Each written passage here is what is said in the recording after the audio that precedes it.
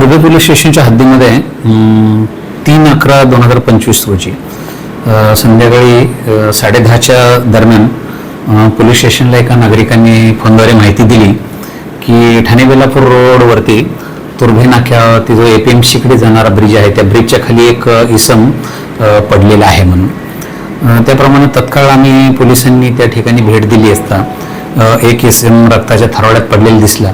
त्याच्या बाजूला एक फायबरचा पाईप, दगड आणि काचाचे काही बॉटलचे पडलेले तुकडे दिसले. त्यामुळे सदरचा हा खून असल्याचे प्रथमदर्शनी दिसून आले.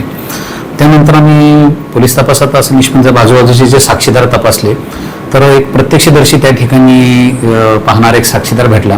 त्यांनी सांगितले की या ठिकाणी थोड्याच वेळापूर्वी एक 4 इसम या ठिकाणी ब्रिजच्या खाली दारू पीत बसले होते आणि त्यापैकी त्या दारू पिण्याच्या कारणावरून त्यांच्यामध्ये भांडण झालं आणि त्या कारणावरून त्यांच्यामध्ये एकमेकांमध्ये मारामारी झाली आणि त्यांनी एकाने दगड उचलून ते मेहताच्या डोक्यात मारला.